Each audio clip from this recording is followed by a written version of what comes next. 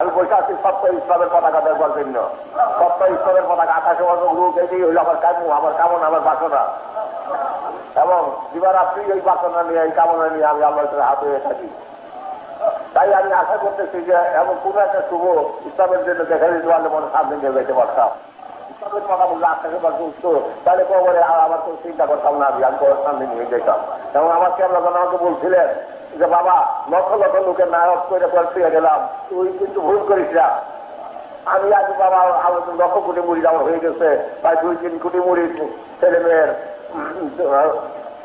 মাদ্রাসা বিশ্ব গাছের মধ্যে আল্লাহ ফেলে বিরাট এক মাদ্রাসা, 2-3 কোটি ছেলে মেয়েকে পরিপূর্ণ এই মাদ্রাসা। সকলকেই আমি আল্লাহর নাম শিক্ষা দিতেছি, হাতে কলমে শিক্ষা দিতেছি, দিনওয়ানে দিন দায়িত্ব সকলে আমি শিক্ষা দিয়ে আসতেছি। তাই সেই পীরে কাবলে তাওজুদ দ্বারা আমি আল্লাহ আপনাদের দেয়াল সবাই জান্নাত করে দিয়েছি। আমি